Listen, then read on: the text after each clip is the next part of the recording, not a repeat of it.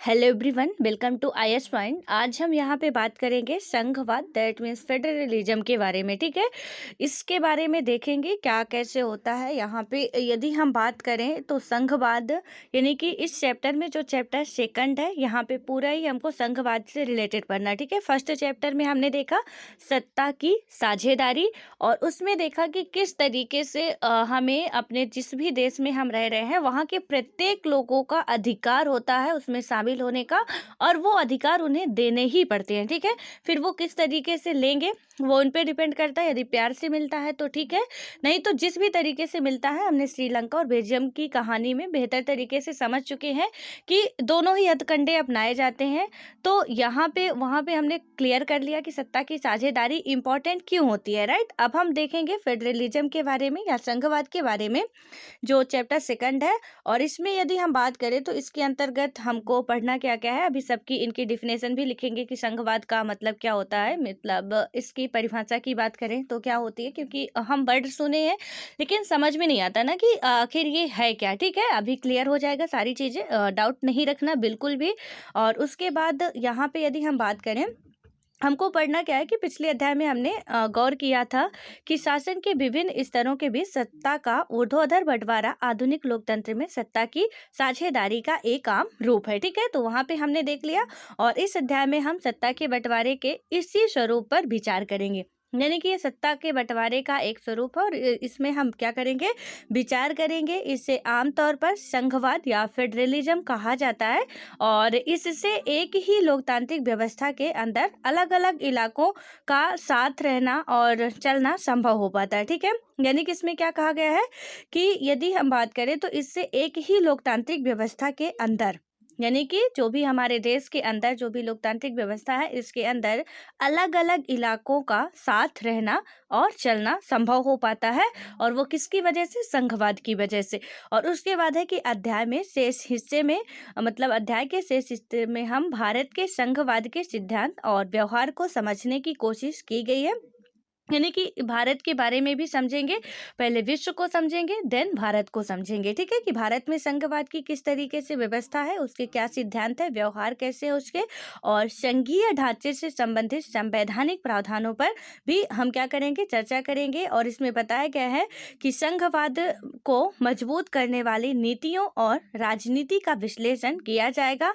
अध्याय के आखिर में हम भारतीय संघवाद के नए और तीसरे स्तर यानी स्थानीय शासन की चर्चा भी हम करेंगे। ठीक है, पहले दो स्तर ही थे, केंद्र और राज्य, लेकिन त्रिस्तरीय सरकार चल रही है, केंद्र, राज्य और स्थानीय। ठीक है, या पंचायती सरकार की बात करें तो इसमें ये व्यवस्थाएं 3 टाइप की हैं, तो इनके बारे में भी हम लोग इसमें चर्चा करने वाले हैं। लेकिन उससे पहले हम यहाँ पे बात करेंगे कि संघवाद क्या है। ठीक है, तो संघवाद या फेडरलिज्म है हमारा, वो क्या है उसके बारे में यदि हम बात करें, थोड़ा सा इसको समझते हैं, देन इसका कंक्लूजन निकाल के हम समझ पाएंगे कि संघवाद क्या है। ठीक है, तो इसमें बताया क्या गया है कि एक बार फिर पिछले अध्याय में दिए गए बेल्जियम और श्रीलंका के अंदर पर गौर करें। ठीक है, बेल्जियम और श्रीलंका की कहानी चैप्टर तक घूमेगी, यानी कि पूरे 10th क्लास में घूमेगी। ठीक है, इसलिए आपको उसको अच्छे तरीके से याद रखनी है, और उसमें ज़्यादा नहीं, बस आप थोड़ा सा उसका कंक्लूजन निकालना चाहे तो बस इतना था कि बेल्जियम में भी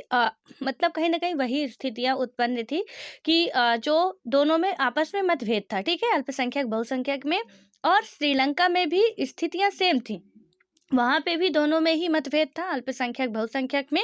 और आपको याद नहीं रखना कि सिंहली हैं या तमिल हैं या कि वहाँ पे फ्रेंच हैं या कुछ भी बोलने वाले हैं, बस इतना याद रखिए, अल्पसंख्यक और बहुसंख्यक। ठीक है, दोनों का कंडीशन एक थी, लेकिन उस प्रॉब्लम्स को सॉल्व करने के लिए दोनों का नजरिया अलग अलग था। ठीक है, यानी कि दोनों ने अलग अलग तरीके से किया। जैसे हम यूपीएससी की प्रिपरेशन करते हैं तो हम में से बहुत सारे लोग करते तो यूपीएससी की प्रिपरेशन है। ठीक है, लेकिन हम में से बहुत सारे लोग क्या करते हैं, बहुत अच्छे तरीके से स्मार्ट वर्क करते हैं, हार्ड वर्क करते हैं, देन वो 1 ईयर में या फर्स्ट अटेम्प्ट में ही अपना सिलेक्शन ले लेते हैं। ठीक है, लेकिन हम में से ही कई सारे लोग ऐसे होते हैं जो कि क्या करते हैं, अपना काम करते जाते, कर तो हम यूपीएससी ही रहे। ठीक है, तो हम करते जाते हैं, 2 साल 3 साल 4 साल 5 6 6 7 8 मतलब कई साल हमें लग जाते हैं। ठीक है, तो इसी तरीके से क्योंकि हमें करना तो यूपीएससी जाना वहीं तक है, लेकिन दोनों का अपना अपना रास्ता था।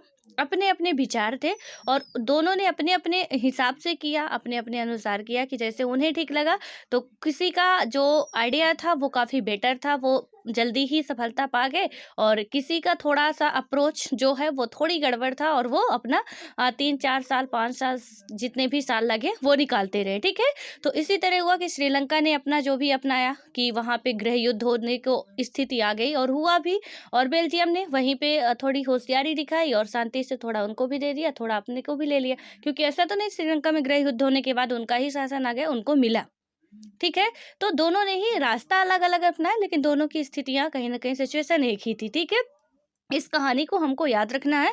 अब ये ज़्यादा मत ऐसे नहीं याद रखना कि उसमें फ्रेंच बोलने वाले थे या कि डच बोलने वाले थे या इसमें तमिल थे या कौन थे। वो डज़न्ट मैटर कि आप को याद रहता है तो ठीक है, नहीं याद रहता है तो बस कहानी याद रखना हमको चैप्टर समझने के लिए, ठीक है? तो अब हम बात करें यहाँ पे, तो हुआ क्या था कि आपको याद होगा कि बेल्जियम के संविधान में जो प्रमुख बदलाव किए गए, उनमें केंद्रीय सरकार की शक्ति में कमी करना भी एक था, ठीक है? इनमें से मतलब कि जो सेंटर की पावर है उसको कम करना भी इसमें से एक था और ये अधिकार प्रांतीय सरकारों को दिए गए थे, ठीक है? हमने देखा था बेल्जियम में कि केंद्र और प्रांत और एक संयुक्त सरकार भी बनाई गई थी, ठीक है? तो यहाँ पे उनको केंद्र की थोड़ी शक्तियाँ कमजोर करके यानी कि उससे कम करके एक प्रांतीय सरकार को दिए गए थे और बेल्जियम में उससे पहले से भी प्रांतीय सरकारें थी, राइट? और तब भी उनकी अपनी भूमिका थी और अपने अधिकार थे, पर ये अधिकार उनको केंद्र द्वारा दिए गए थे और उन्हें केंद्रीय सरकार वापस भी ले सकती थी। देन उसके बाद है कि सन 1993 में कुछ बदलाव हुए और प्रांतीय सरकारों को कुछ संवैधानिक अधिकार दिए गए थे, ठीक है? अभी हम बेल्जियम के बारे में पढ़ रहे हैं। 1993 में क्या होता है, थोड़ा बहुत उसमें बदलाव होता है और प्रांतीय सरकारों को कुछ संवैधानिक अधिकार दिए जाते हैं और इन अधिकारों के लिए प्रांतीय सरकारें अब केंद्र पर निर्भर नहीं रही, ठीक है? जैसे आप एग्जाम्पल के लिए समझ लीजिए, हालांकि अभी आएगा तो पढ़ेंगे। हमारे यहाँ राज्य सरकार होती है, केंद्र सरकार होती है, प्रांतीय सरकार जो भी होती है, स्थानीय सरकार, ठीक है? तो राज्य सरकार की बात करें तो कुछ ऐसे पावर्स हैं जो हम पढ़ते हैं अपनी 7वीं अनुसूची में कि वहाँ पे 3 अनुसूचियाँ हैं, जिसमें से एक केंद्र सूची मतलब कि राज्य की सूची, केंद्र की सूची और समवर्ती सूची है, ठीक है? तो केंद्र की सूची में केंद्र के विषय कुछ रखे गए हैं कि केंद्र का पावर होगा, राज्य की सूची में कुछ ऐसे विषय रखे गए हैं कि जिनमें सिर्फ और सिर्फ राज्य का अधिकार होगा, केंद्र का हस्तक्षेप नहीं होगा, ठीक है?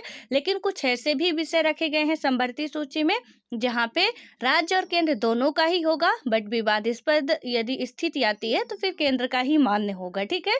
तो यहाँ पे भी वैसे ही कुछ हालत हुई और उसके बाद हम बात करें तो इसमें क्या हुआ कि प्रांत पर कुछ उसमें निर्भर मतलब केंद्र पर निर्भर नहीं रह गई थी और इस प्रकार बेल्जियम ने एकात्मक शासन की जगह संघीय शासन प्रणाली अपना ली। यानी कि एकात्मक शासन की वजह, अब आप समझिएगा कि हमारे देश में संघीय व्यवस्था हम कहते हैं तो क्यों कहते हैं, ठीक है? तो एक यदि केंद्र पे होती तो हम कहते हैं एकात्मक व्यवस्था, लेकिन प्रांत पे भी आ गई, हम इसे क्या कहेंगे, संघीय शासन प्रणाली उन्होंने अपना ली और संघवाद हम समझ रहे हैं, थोड़ा ध्यान से सुनिएगा, ठीक है? उसके बाद है कि श्रीलंका में व्यवहारिक रूप से अभी भी एकात्मक शासन व्यवस्था है और जिसमें केंद्रीय सरकार के पास ही सारे अधिकार हैं। और उसके बाद आता है हमारा श्रीलंका, और श्रीलंका की बात करें, श्रीलंका के तमिल नेता चाहते थे कि देश के सच्चे अर्थों में संघीय शासन व्यवस्था कायम हो। संघीय शासन व्यवस्था में सर्वोच्च सत्ता केंद्रीय प्राधिकार और उनकी विभिन्न अनुषांगिक इकाइयों के बीच बढ़ जाती है, ठीक है? तो इसमें क्या हुआ कि तमिल चाहते थे, क्योंकि सिंहली जो थे वो बहुसंख्यक थे, वो तो नहीं चाहते थे, वो तो एकात्मक व्यवस्था ही चाहते थे, लेकिन तमिल संघीय व्यवस्था चाहते थे श्रीलंका में, ठीक है? और उसमें क्या हुआ कि संघीय शासन व्यवस्था में सर्वोच्च सत्ता केंद्रीय प्राधिकार और उसकी विभिन्न अनुषांगिक इकाइयों के बीच बढ़ जाती है। आमतौर पर क्या होता है कि संघीय व्यवस्था में 2 स्तर पर सरकारें होती हैं, ठीक है? तो हमने देखा कि संघीय में सबसे पहले होता है कि जो भी एक केंद्रीय प्राधिकार होता है वो कई हिस्सों में बढ़ जाता है, ठीक है? और उसके बाद यानी कि कई हिस्सों का मतलब नहीं कि 10-15 हिस्सों में, अब कुछ 2-3 हिस्सों में, मतलब एक से ज़्यादा हो जाता है। और उसके बाद यदि हम बात करते हैं तो संघीय व्यवस्था के 2 स्तर पर सरकारें होती हैं, यानी इसमें क्या होता है 2 स्तर पर सरकारें होती हैं, ठीक है। और उसके बाद होता है कि इसमें एक सरकार पूरे देश के लिए होती है, जिसके जिम्मे जो होते हैं राष्ट्रीय महत्व के विषय होते हैं। फिर राज्य या प्रांतों के स्तर की सरकारें होती हैं, ठीक है। तो संघीय सरकार का मतलब क्या हुआ कि इसका अलग अलग हिस्सों में बंटना केंद्रीय प्राधिकार का। और इसको आप चाहें तो अपने हिसाब से लिख भी सकते हैं, ठीक है, कि संघीय सरकार क्या होती है। तो अलग अलग सीधे बस थोड़ा थोड़ा लिखना हमें समझने के लिए, कि हाँ हमें समझ में आ जाएगी संघवाद का मतलब क्या होता है।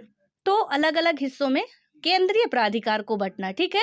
ऐसे नहीं कि किसी को भी बंटना, केंद्र को, क्योंकि केंद्र पे सत्ता निहित होती है या अधिकार होता है, तो उसको बंटना अलग अलग में। और ये दो भागों में ही बंट सकता है, जिसमें हम बात करें तो एक तो राष्ट्र होता है या केंद्र, मतलब राष्ट्रीय महत्व के विषय होते हैं जो केंद्र होता है, ठीक है, जहाँ पे। और फिर ये राज्य या प्रांत के स्तर की सरकारें होती हैं जो शासन के दैनंदिन कामकाज को देखती हैं। सत्ता के इन दोनों स्तर की सरकारें अपने अपने स्तर पर स्वतंत्र होकर अपना काम करती हैं, यानी कि सत्ता की ये जो दोनों ही सरकारें हैं अपने अपने स्तर पर स्वतंत्र होकर क्या करती हैं, अपना अपना वर्क करती हैं। इनमें किसी का कोई हस्तक्षेप नहीं होता है, ठीक है।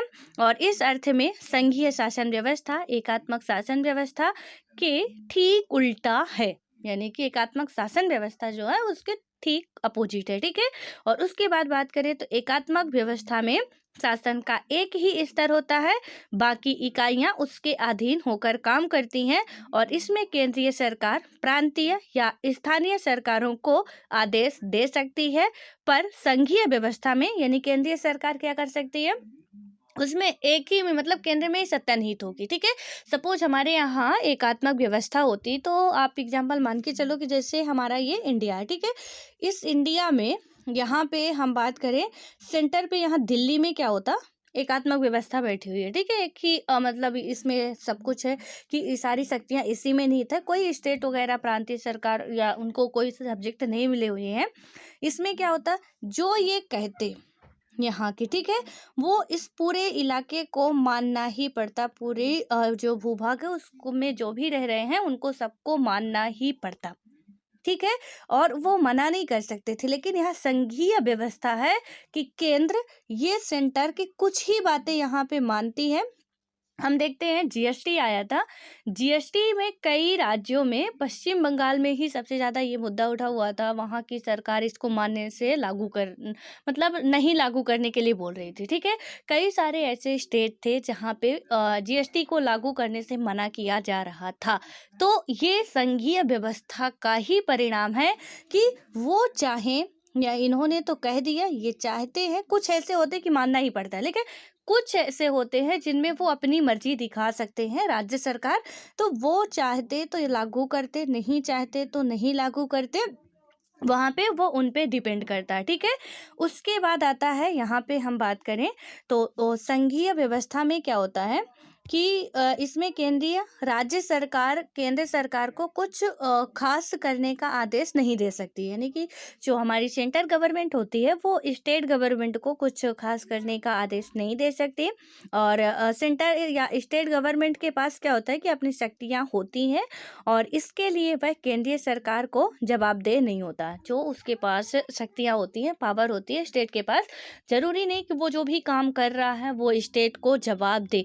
यदि अपने इलाके में वो कोई योजना ला रहा है, कुछ भी कर रहा है, कोई विकास कर रहा है, तो या कोई स्कीम्स लॉन्च कर रहा है, कई सारी आप देखते हो कि हर एक स्टेट में कि इसके द्वारा, मतलब इस सरकार के द्वारा ये स्कीम लाई गई, इस सरकार के द्वारा ये स्कीम लाई गई। आप देखोगे अपने ही स्टेट का, आप गूगल पे सर्च करके देखिएगा कि आपके ही स्टेट के पीएम के द्वारा कितने, सॉरी पीएम नहीं सीएम के द्वारा, ठीक है, पीएम एक ही होते हैं, सेंटर पे होते हैं। तो आपके स्टेट के सीएम के द्वारा कितनी सारी स्कीम्स लाई गई हैं, ठीक है। तो वहाँ पे सेंटर का कोई रोल नहीं होता है, बस आपके ही इलाके का है, आपके स्टेट का ही है कि आपके स्टेट में बस फॉलो होगा वो। और अदर चाहे वो स्कूल मतलब एजुकेशन सेक्टर में हो या हेल्थ सेक्टर में हो, किसी भी सेक्टर में हो, सिर्फ वहीं पे लागू होगा वो। अदर स्टेट पे आपके सीएम जी चाहें भी तो नहीं लागू करा सकते हैं। हाँ, उनकी कॉपी करके अदर स्टेट वाले, यदि उनको अच्छा लगता है कि यूपी में काफ़ी बेहतर योगी जी के द्वारा किया जा रहा है, तो एमपी के शिवराज जी भी वही क्या कर सकते हैं, जो यूपी में चल रहा है एमपी में भी लागू करा सकते हैं। लेकिन यूपी वाले यदि कहें योगी जी शिवराज जी को कि आप हमारी स्कीम को लागू कराओ अपने स्टेट में, तो इम्पॉसिबल है, वो नहीं मान सकते हैं। ठीक है, उनके भी कुछ अपने अधिकार हैं, हर एक स्टेट के अपने अपने अधिकार हैं। एंड आई होप कि आपको समझ में मेरी बातें आ रही होंगी। और हाँ, यदि नहीं आ रही है, कुछ भी बातें समझ में नहीं आ रही है, तो चैप्टर से रिलेटेड ही, ऐसा नहीं कि कहीं से भी आप कुछ भी ढूंढ के लाते हैं, मतलब आपको ढूंढना पड़े पूछने के लिए। चैप्टर से रिलेटेड ही जो भी आपको बातें समझ में नहीं आती है, बेशक आप पूछ सकते हैं। ठीक है, देखिए आप कई जगह पे जाएंगे, आपको यूट्यूब पे बहुत सारे टीचर्स मिल जाएंगे। बेहतर है कि आप एक को फॉलो करें, मैं नहीं कहती मेरे को फॉलो करें, बेहतर मैं ये कहती हूँ कि सही रहेगा कि आप किसी एक को ही फॉलो करें। ठीक है, अदरवाइज आपकी आधी मतलब आपका जो आधा टाइम है, जितना भी आप प्रिपरेशन के लिए दिए होंगे, उनमें से आधा टाइम आप टीचरों को सेलेक्ट करने में निकाल देंगे कि कौन से टीचर से हम पढ़ें। ठीक है, सारे टीचर एक जैसे पढ़ाते हैं। हो सकता है कि मेरा संघवाद समझाने का नज़रिया अलग हो, जैसे अभी हमने बेल्जियम श्रीलंका की कहानी पढ़ ली है। ठीक है, मेरा समझाने का थोड़ा नज़रिया अलग हो, दूसरे का अलग हो, तीसरे का अलग हो, लेकिन बात तो वही बताएंगे, घूम फिर के बात वहीं पे आनी है। ठीक है, तो इसलिए आप लोग जिसको भी फॉलो करें, किसी एक पे ही फोकस करें तो बेहतर होगा। अदरवाइज यदि हम क्या बोलते हैं, मतलब यदि दो नाव में चलेंगे तो हम डूबेंगे ही। ठीक है, दो नाव में पैर रखने से हमारी नैया इधर उधर हिलती है और हमें डूबना ही है। इसलिए एक पे ही चले, बेहतर चले, सुरक्षित चले, और हमको पहुंचना उसी तक है और बिल्कुल पहुंच जाएंगे। ठीक है, तो इसलिए बिल्कुल कंफ्यूज मत हो कि किसी ने एक बहुत अच्छी बात बोल दी हम उधर चले जाएं, या किसी ने कैसा भी, जो भी आपको अच्छे लगते हैं आप उनसे पढ़िए। कोई ज़रूरी नहीं कि आज मेरे से, कल उनसे, कल उनसे। ठीक है, ये आपको डिसाइड करना है कि आपको कहाँ पे बेटर है। और सब बिल्कुल ऐसा मैं तो नहीं कहूँगी कि आप हर एक टीचर को चूज करो, जहाँ पे भी जाओ बस कंसिस्टेंसी बनाए रखो, उन पे ही ट्रस्ट करो। ठीक है, और ट्रस्ट करोगे तो आपको उसका रिजल्ट भी अच्छा मिलेगा। सारी चीज़ें बुक की हैं, बुक में जो लिखा है वही बताया जाता है, बताने का तरीका अलग अलग हो सकता है। तो जो भी डाउट्स हों, जो मैं देख रही थी शिवानी मैम जब लाइव आई थी, तो आप लोगों के बहुत सारे डाउट्स थे कि एनसीईआरटी समझ में नहीं आती ये वो, तो प्लीज़ मैं रिक्वेस्ट करूँगी, जिस भी चैप्टर का, जिस भी सब्जेक्ट का आपको समझ में नहीं आता है, आप बिल्कुल पूछ सकते हैं। कमेंट बॉक्स आपका फंडामेंटल राइट है, वहाँ पे दिया हुआ है आपके लिए, आप उसमें कमेंट करिए और वहाँ पे बिल्कुल आपके प्रश्नों का जवाब मिलेगा, जो भी चैप्टर से रिलेटेड आपके डाउट्स होंगे। ठीक है, तो डरना नहीं, बिल्कुल ऐसे पूछिए कि ऑफलाइन चल रही है, जितने भी क्वेश्चन माइंड में आते हैं कि ये बातें नहीं समझ में आई या एक बार फिर समझाना है, तो दूसरे नेक्स्ट दिन की वीडियो में आपको समझा दिया जाएगा, बिकॉज सारे कमेंट देखे जाते हैं। बट हाँ, चैप्टर से रिलेटेड ही होने चाहिए। ठीक है, विकास यदि चैप्टर से रिलेटेड समझाने को तो वो भी सारी बातें समझाई जा सकती हैं, लेकिन ऐसी ये बात नहीं कि नहीं समझाई जा सकती, लेकिन बात ये है कि यदि चैप्टर से हम हट गए तो फिर कहीं ना कहीं हमारा टाइम उसमें चला जाता है। ठीक है, तो हम वो अपना जो टारगेट रहता है उसे कंप्लीट नहीं कर पाते हैं। इसलिए अलग अलग मतलब क्लास के टीचर हैं या सब्जेक्ट के, तो हर एक सब्जेक्ट के टीचरों से आप उनसे उनके सब्जेक्ट के बारे में जो भी डाउट हो आप पूछ सकते हैं। ठीक है, सो आई होप कि अब आप लोग पूछेंगे ज़रूर, अपने डाउट अपने माइंड में नहीं रखने हैं। और ऐसा नहीं कि आपके पास ऑप्शन नहीं है कुछ कि आप पूछ नहीं सकते हैं, बिल्कुल पूछ सकते हैं, कमेंट बॉक्स में आप कमेंट कर सकते हैं। ठीक है, देन उसके बाद अब हमारा आता है यहाँ पे इसमें हमने पूरा देख लिया कि केंद्र और सरकार की क्या क्या स्थितियाँ होती हैं, और ये दोनों ही सरकारें अपने अपने स्तर पर क्या होती हैं, हाँ, लोगों को जवाबदेह होती है। सरकार को जवाबदेह नहीं होती राज्य सरकार, लेकिन अपने अपने स्तर पर गवर्नमेंट कुछ भी कानून ला रहे, चाहे सेंटर हो चाहे स्टेट हो, जनता के प्रति जवाबदेह होगी, क्योंकि गवर्नमेंट जो है वो स्टेट में भी हम ही बैठाए हैं और सेंटर पे भी हमारे द्वारा ही चुनी गई है। ठीक है, देन उसके बाद आइए संघीय व्यवस्था की कुछ महत्वपूर्ण विशेषताओं पर गौर करें। तो इनमें पहला यदि हम बात करते हैं, तो यहाँ पे क्या है कि यहाँ सरकारें दो या अधिक स्तरों वाली होती हैं। ठीक है, तो इसमें क्या होती है, सरकारें जो होती हैं दो होती हैं या उससे अधिक स्तर वाली होती हैं। और दूसरा है हम इसके बारे में आप लोग नोट भी कर लीजिएगा, बेहतर होगा। ठीक है, संघवाद के बारे में नोट कर रहे हैं या संघीय व्यवस्था के बारे में, तो यहाँ पे क्या होता है कि दो या दो से अधिक सरकार, मतलब अधिक स्तरों वाली होती है सरकार। दूसरा है, अलग अलग स्तर की सरकारें एक ही नागरिक समूह पर शासन करती हैं, पर कानून बनाने, कर वसूलने और प्रशासन का उनका अपना अपना अधिकार क्षेत्र होता है। ठीक है, इनका अपना अपना अधिकार क्षेत्र होता है। कानून बनाना हो या कि कर वसूलना हो, तो उनका अपना अपना एक क्राइटेरिया होता है कि कहाँ से आप कर सकते हो। ठीक है, उसके बाद है थर्ड, कि विभिन्न स्तरों की सरकारों के अधिकार क्षेत्र संविधान में स्पष्ट रूप से वर्णित होते हैं। इसलिए संविधान सरकार के हर स्तर के अस्तित्व और प्राधिकार को गारंटी और सुरक्षा देता है। ठीक है, हमने जैसे अभी अनुसूची की बात की, अपने या अनुसूची 7 की बात की कि उसमें 3 हमें सूचियां दी गई हैं। ठीक है, तो संविधान में ही ये चीज़ें वर्णित हैं, बेहतर तरीके से वर्णित है और उसको फॉलो भी किया जाता है। एंड फोर्थ की बात करें तो संविधान के मौलिक प्रावधानों को किसी एक स्तर की सरकार अकेले नहीं बदल सकती। ऐसे बदलाव दोनों स्तर की सरकारों की सहमति से ही हो सकते हैं। तो जो मौलिक प्रावधान है उन पे सरकार हेर फेर नहीं कर सकती।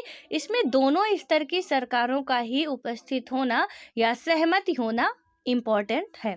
ठीक है, उसके बाद आता है यहाँ पे, अब इससे आपको ये समझ में आ रहा है कि छूट तो दी गई है, पर कुछ एरिया ऐसे हैं जहाँ पे दोनों का ही रोल होना इम्पोर्टेंट है। ठीक है, देन उसके बाद आता है कि अदालतों को संविधान और विभिन्न स्तर की सरकारों के अधिकारों की व्याख्या करने का अधिकार है और विभिन्न स्तर की सरकारों के बीच अधिकारों के विवाद की स्थिति में सर्वोच्च न्यायालय निर्णायक की भूमिका निभाता है। ठीक है, यानी कि क्या हुआ कि जो भी अदालत है, ठीक है, तो अदालत को संविधान और विभिन्न स्तर की सरकारों के अधिकारों की व्याख्या करने का अधिकार है। ठीक है, जो भी विभिन्न स्तर की सरकारें हैं उन्हें अधिकारों की व्याख्या करने का राइट तो है। विभिन्न स्तर की सरकारों के बीच अधिकारों के विवाद की स्थिति में सर्वोच्च न्यायालय निर्णायक भूमिका निभाता है। लेकिन सर्वोच्च न्यायालय जब इन सब में नई समस्या सुलझती है तो फिर सर्वोच्च न्यायालय इसमें निर्णायक भूमिका निभाता है। किसमें? जो भी हमारे अधिकार हैं हमें। ठीक है, उसके बाद हमें आता है यहाँ पे, यदि हम बात करें तो इसमें है नेक्स्ट, वित्तीय स्वायत्तता निश्चित करने के लिए विभिन्न स्तर की सरकारों के लिए राजस्व के अलग अलग स्रोत निर्धारित है। ठीक है, तो राजस्व क्या क्या है? जो भी वित्तीय स्वायत्तता निश्चित करने के लिए विभिन्न स्तर पर, केंद्र के स्तर पर भी, राज्य के स्तर पर भी, स्थानीय स्तर पर भी, ठीक है, सरकारों के लिए राजस्व के अलग अलग स्रोत निर्धारित हैं। ठीक है, ये बात भी आपको याद रखना है। उसके बाद नेक्स्ट पॉइंट आता है कि इस प्रकार संघीय शासन व्यवस्था के दोहरे उद्देश्य देश की एकता की सुरक्षा करना और उसे बढ़ावा देना तथा इसके साथ ही क्षेत्रीय विविधताओं का पूरा सम्मान करना, यानी कि देश की एकता और सुरक्षा करना। ठीक है, यानी कि एकता और सुरक्षा करना और उसे बढ़ावा देना तथा इसके साथ साथ क्षेत्रीय विविधताओं का पूरा सम्मान करना। ठीक है, ये संघीय शासन व्यवस्था की उद्देश्य है या जिम्मेदारी है। और इस कारण संघीय व्यवस्था की बात करें हम, तो जो संघीय हमारी व्यवस्था है, संघीय व्यवस्था के गठन और कामकाज के लिए 2 चीजें सबसे इम्पोर्टेंट होती हैं। उनमें से कौन कौन सी होती हैं?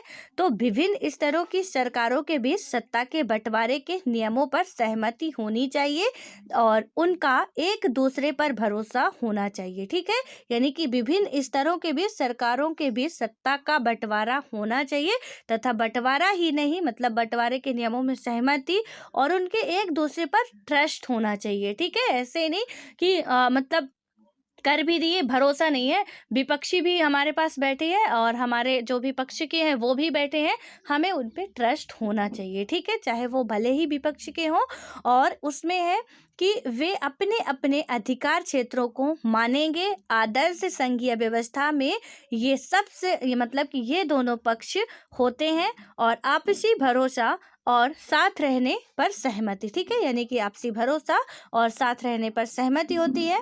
देन उसके बाद केंद्र और विभिन्न राज्य सरकारों के बीच सत्ता का बंटवारा हर संघीय सरकार के में अलग अलग किस्म का होता है। ठीक है, केंद्र के बीच सत्ता का बंटवारा और राज्य के बीच सत्ता का बंटवारा संघीय सरकार में अलग अलग किस्म का होता है। और उसमें यदि हम बात करें तो यह बात इस चीज पर निर्भर करती है कि संघ की स्थापना किन ऐतिहासिक संदर्भों में हुई है।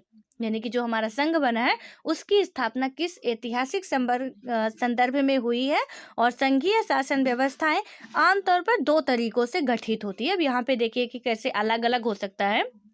ये जो संघीय शासन व्यवस्था है आमतौर पर क्या होता है, दो तरीकों से गठित होती है। पहला तरीका है दो या अधिक स्वतंत्र राष्ट्रों को साथ लाकर एक बड़ी इकाई गठित करना, ठीक है। यानी फर्स्ट हम देख रहे हैं कि इसमें क्या है कि जो भी यानी बात करें इसमें कि दो या अधिक स्वतंत्र राष्ट्रों को एक साथ लाकर एक बड़ी इकाई का गठित करना, और इसके दोनों स्वतंत्र राष्ट्र अपनी संप्रभुता को साथ रखते हैं, ठीक है। अपनी अलग अलग पहचान को भी बनाए रखते हैं और अपनी सुरक्षा तथा खुशहाली बढ़ाने का रास्ता अख्तियार करते हैं। यानी कि मिल भी जाते हैं फिर भी अपना अपना जो है वो नहीं भूलते हैं, ठीक है। सपोज एक हिंदू एक मुस्लिम है, दोनों ही अच्छे खासे पक्के वाले दोस्त हैं, ठीक है। सब कुछ है उनके पास, लेकिन यहाँ पे अब दोस्ती का मतलब ये नहीं कि हम कहें हम हिंदू हैं तो हम कहें कि इसको अपने मुस्लिम भाई को कि भैया आप हमारे जैसे चलो, आप हमारे धर्म को अपना लो। नहीं, हमें इनके धर्म की रिस्पेक्ट करनी चाहिए और इन्हें हमारे धर्म की करनी चाहिए। ये जिस तरीके से अपना करना चाहे कर सकते हैं, अपने नियमों का पालन अपने खुशी के लिए जो भी करना चाहे कर सकते हैं। हम जिस तरीके से चाहें हम भी कर सकते हैं। तो हमारा प्रयास होना चाहिए इन्हें आहत ना करें किसी भी तरीके से, ठीक है, और ना ही ये हमें आहत करें। हमारी दोस्ती हमेशा बरकरार रहेगी, ठीक है। कि अब हम कह दें कि नहीं नहीं हम और आप अच्छे खासे दोस्त हैं, या तो आप बदलो या तो हम बदलें।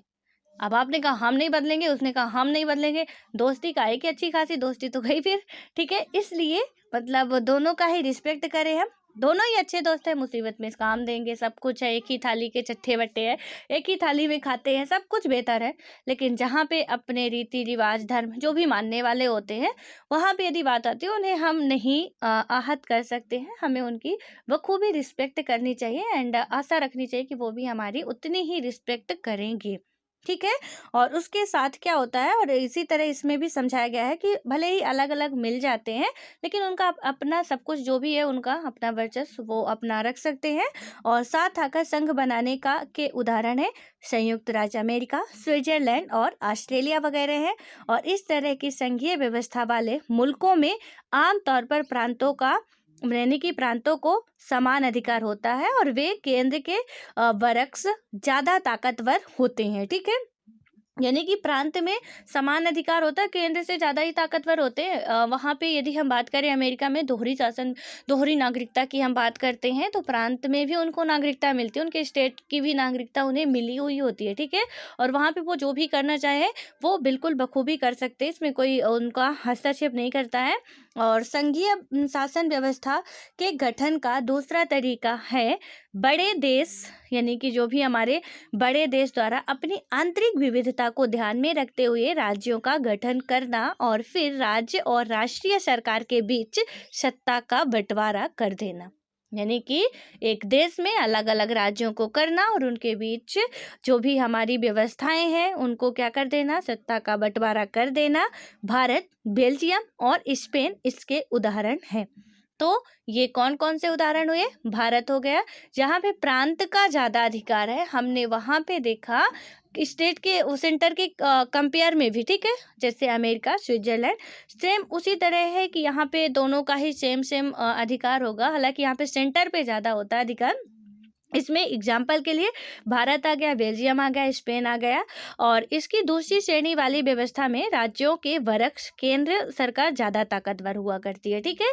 तो यहाँ पे सेंट्रल गवर्नमेंट थोड़ा ज़्यादा ताकतवर होती है। आप अपने इंडिया से ही लगा सकते हो कि सेंट्रल गवर्नमेंट आप संवर्ती सूची में ही देख लो कि जब भी किसी सब्जेक्ट में जो भी संवर्ती सूची में रखे प्रॉब्लम्स आती है तो फिर यदि स्टेट भी अपना मत दे रहा है और सेंटर भी दे रहा है तो वहाँ पे फिर स्टेट का नहीं मानना जाएगा, सेंटर का ही निर्णायक मत होगा, ठीक है। तो यहाँ पे साफ समझ में आता है कि सेंटर का यहाँ पे अधिकार ज़्यादा है। विकास यदि हम कंपेयर करते हैं वहाँ की अमेरिका, स्विट्जरलैंड की, तो उसमें क्या है, या स्वीडन की, तो वहाँ पे प्रांतीय शक्तियाँ ज़्यादा है, ठीक है, सेंटर के कंपेयर में। तो इसलिए थोड़ा इसको ध्यान रखना है। और होता क्या है कि अक्सर इस व्यवस्था में विभिन्न राज्यों को समान अधिकार दिए जाते हैं पर विशेष स्थिति में किसी किसी प्रांत के विशेष अधिकार भी दिए जाते हैं, ठीक है। कुछ किसी किसी प्रांत में विशेष अधिकार दिए जाते हैं। अधिकार क्षेत्र का मतलब क्या होता है? ऐसा दायरा जिस पर किसी का वैधानिक अधिकार हो। अधिकार क्षेत्र का मतलब क्या होता है? लिखना हो तो आप लिख लीजिएगा इसको, कि ऐसा दायरा जिस पर किसी का वैधानिक अधिकार हो। यह दायरा भौगोलिक सीमा के अंतर्गत परिभाषित होता है अथवा इसके अंतर्गत कुछ विषयों को भी रखा जा सकता है।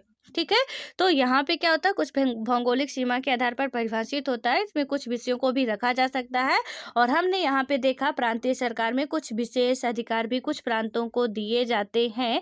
वो किस तरीके से दिए जाते हैं, तो यहाँ पे अब हम बात करेंगे कैसे कैसे दिया जाता है कि भारत में संघीय व्यवस्था जो है उनके बारे में। लेकिन थोड़ा सा इसको पढ़ के समझते हैं, ये काफ़ी अच्छा लिखा हुआ है यहाँ पे। इसमें बात की गई है कि कुछ नेपाली नागरिक अपने संविधान में संघीय व्यवस्था अपनाने की बात कर रहे थे। ठीक है, उनकी चर्चा कुछ इस प्रकार थी। थोड़ा सा इनके बारे में समझते हैं कि लोगों का मत क्या होता है अपने अपने देश के लिए। इसमें है कि खगराज नाम के कोई व्यक्ति रहे होंगे जो कि काफ़ी चर्चित व्यक्ति रहे होंगे। ठीक है, तो वो क्या बात करते हैं जिन्हें आज हम भी पढ़ रहे हैं। तो वो बात करते हैं, मुझे संघीय व्यवस्था पसंद नहीं है। ठीक है, और इससे भारत की तरह हमारे यहाँ भी सीटों को आरक्षित करना पड़ेगा। तो ये कहते हैं कि भैया मुझे तो संघीय व्यवस्था बिल्कुल भी पसंद नहीं है, हम नहीं चाहते, इसको बिल्कुल देखना ही नहीं चाहते। ठीक है, क्यों पसंद नहीं है? क्योंकि भारत की तरह हमें भी यहाँ सीटों के लिए आरक्षित करना पड़ेगा। ठीक है, यानी जो भी सीटें कुछ रिजर्व करनी पड़ेगी, जैसे इंडिया में है SC ST OBC और महिलाओं के लिए अलग अलग सीटें रिजर्व हैं, हमें भी करनी पड़ेगी। ठीक है, कुछ दिन में ऐसी कंडीशन आने वाली है कि पुरुषों के लिए भी सीटें रिजर्व करनी पड़ेगी, इसलिए रिजर्व का ही सिस्टम हटा दिया जाए। ठीक है, तो यहाँ पे कुछ ऐसी स्थिति, मतलब इनको लग रहा है कि मेरे हिसाब से ये गलत है। अब दूसरे आते हैं महानुभाव, वो क्या कहते हैं, जरा उनकी भी बातें सुनते हैं।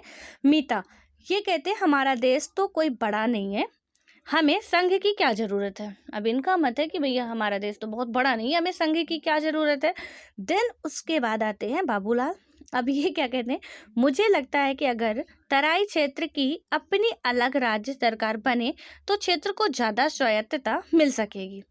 अब ये तो और भी महान निकले। अब ये बोल रहे हैं, दो तो कह रहे हैं कि हमें तो नहीं लगता कि ये सारी चीज़ें होनी चाहिए, एक कह रहे हैं कि भैया हमें तो लगता है कि तराई क्षेत्रों में थोड़ा सा, जो नेपाल की तराई वाला है, गौतम बुद्ध की बात करते कि वो जन्म लिए थे लुम्बिनी वगैरह। ठीक है, तो इसमें क्या बात की जा रही है कि ये कहते मुझे लगता है कि उधर वाला क्षेत्र जो तराई वाला है वहाँ पे क्या करना चाहिए, सरकार अलग राज्य सरकार बने तो क्षेत्र को ज़्यादा स्वायत्तता मिलेगी। ठीक है, यानी कि ज़्यादा उनको स्वायत्तता मिलेगी। और अब आते हैं राम गणेश, इनका मत है कि मुझे संघीय व्यवस्था पसंद है। अब एक को पसंद नहीं है, एक को पसंद है। ठीक है, अब इन्हें पसंद क्यों है, थोड़ा ये भी देख लेते हैं। तो ये कहते हैं क्योंकि इसका मतलब होगा कि पहले राजा जिन शक्तियों का प्रयोग करता था उनका इस्तेमाल इस व्यवस्था में हमारे निर्वाचित प्रतिनिधि करेंगे। ठीक है, तो नेपाल में भी राज व्यवस्था थी। तो यहाँ पे ये क्या कहते हैं, हमें क्यों पसंद है, क्योंकि पहले जो राजा इन शक्तियों का प्रयोग करता था उनका इस्तेमाल इस व्यवस्था से हमारे निर्वाचित प्रतिनिधि करेंगे, राजा नहीं करेगा। इसलिए इनको, जो बाबूलाल सॉरी राम गणेश जी हैं, उनको पसंद है। और उसके बाद है कि अगर आप इस चर्चा में शामिल होते तो प्रत्येक टिप्पणी पर आपकी क्या प्रतिक्रिया होती, इसमें से किसने संघीय व्यवस्था को लेकर गलत टिप्पणी की है। ठीक है, जैसे खगराज ने कहा, मीता ने कहा कि हमें नहीं चाहिए, लेकिन बाबूलाल गणेश ने कहा कि हमें चाहिए। तो आप होते वहाँ पे तो क्या टिप्पणी करते, आपको क्या समझ में आया कि क्या करना चाहिए क्या नहीं करना चाहिए, कि संघीय व्यवस्था लानी चाहिए या नहीं लानी चाहिए। ठीक है, थोड़ा आप भी अपने दिमाग से सोचिएगा। और यहाँ पे NCERT सोचवाता बहुत है हम सबसे। ठीक है, कि थोड़ा आप भी करो, छोटे छोटे बच्चों के लिए थोड़ा आप भी करो, उनका माइंड डेवलप होगा, ताकि रट्टू तोता मत बनो। तो इसमें यही इनका मेन क्या होता है, ध्येय होता है।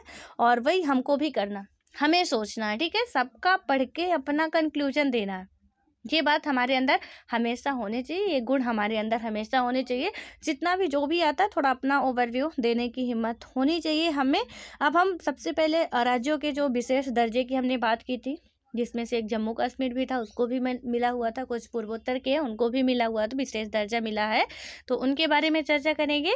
और भारत में संघीय व्यवस्था के बारे में भी हम चर्चा करेंगे। ठीक है, अभी तो हम आपने क्या देख रहे थे, विश्व का देख रहे थे कि यहाँ पे संघीय व्यवस्था, यानी पूरा आप समझिए कि संघीय व्यवस्था कैसी क्या थी।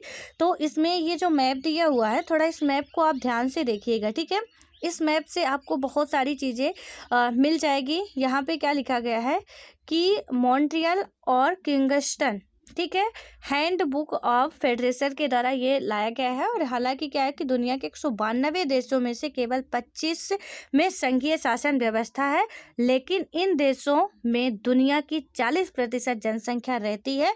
दुनिया के अधिकतर बड़े देश संघीय हैं। क्या आप इस मानचित्र में इन नियम का एक अपवाद ढूंढ सकते हैं?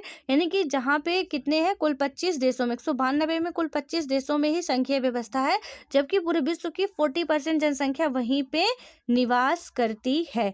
ठीक है, तो इसमें से थोड़ा सा आप देख लीजिएगा, ये जो ब्लैक कलर का है संघीय व्यवस्था, संघीय राजनीतिक व्यवस्था का बना हुआ। ठीक है, यहाँ पे जैसे रूस में है, इंडिया में है, पाकिस्तान में है।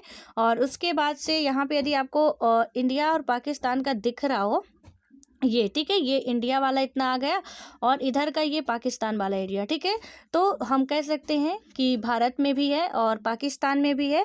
देन उसके बाद हमारा आता है कि यहाँ के कुछ अफ्रीकी देशों में भी है। तो कुछ ही अफ्रीकी देशों में आपको सीधे तौर से दिख रहा है कि अफ्रीका की जो कंट्रियां हैं कुछ ही ऐसी हैं, जैसे बेल्जियम हो गया, या स्पेन की हम बात करें तो हो गया, ऑस्ट्रिया की बात करें। ठीक है, तो कुछ ही कंट्रियां ऐसी हैं दक्षिण अफ्रीका, जो दक्षिण अफ्रीका है उसमें। और उसके बाद आता है कि यहाँ पे आपने अफ्रीका महाद्वीप में देखा कितने में है, और एशिया में हम देखते हैं तो कहाँ पे है, भारत, पाकिस्तान, रूस। ठीक है, और उसके बाद है, अब भारत, पाकिस्तान, रूस में जब संघीय व्यवस्था है तो कहाँ नहीं है, आपको समझना चाहिए कि भारत के अन्य पड़ोसी देशों में संघीय व्यवस्था नहीं है। थोड़ा दिमाग ये भी लगा लेना चाहिए कि जब सिर्फ दो ही सेंटर मतलब कि कंट्री में है, तो जो और भी कंट्रियां भारत की और भी पड़ोसी देश है उनमें नहीं है, एशिया के ही वो देश हैं। ठीक है, थोड़ा इसको भी नज़र रखिएगा।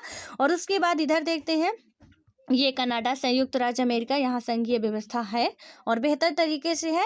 और उसके बाद आता है ब्राज़ील में भी संघीय व्यवस्था है, अर्जेंटीना में भी संघीय व्यवस्था है, लेकिन यहाँ पे भी वेनेजुएला में है। और उसके बाद है ये इधर का जो वेनेजुएला वाला पार्ट है। ठीक है, तो यहाँ पे संघीय व्यवस्था है, लेकिन इसके भी आधे क्षेत्र में, दक्षिण अमेरिका के या उत्तर अमेरिका के आधे पार्ट में संघीय व्यवस्था नहीं है। ठीक है, ये हालांकि रूस वाला क्षेत्र है, अलास्का यहाँ पे है, यहाँ पे भी संघीय व्यवस्था है। और उसके बाद ऑस्ट्रेलिया, ऑस्ट्रेलिया में भी संघीय व्यवस्था है। ठीक है, यहाँ मलेशिया में भी है। तो थोड़ा आपको इसमें गौर करना है, और जब आप नज़र दौड़ाएंगे तो आप देख पाएंगे कि इन जो भी हमारे ये महाद्वीप है, कॉन्टिनेंट है, इनमें से किस किस कंट्री पे है। तो हमें सीधे तौर पे इस मैप के थ्रू, आपके पास सॉफ्ट कॉपी हो वहाँ से आप देख सकते हो कि यहाँ से समझ में आ जाएगा कि कहाँ कहाँ पे है। अब जब नहीं है, थोड़ा भारत के बारे में इम्पोर्टेंट है जान लेना कि किस किस में, यदि भारत और हमारा कंसेप्ट क्लियर हो जाएगा ना कि भारत और पाकिस्तान में ही है ओनली, तो सीधे सीधे है कि जो चीन है, बांग्लादेश में भी है। ठीक है, सॉरी, बांग्लादेश में नहीं है। तो जो चीन है, उसके बाद हम बात करें तो चीन के बाद श्रीलंका भी आता है। ठीक है, अफगानिस्तान भी आता है, तो उनमें नहीं है।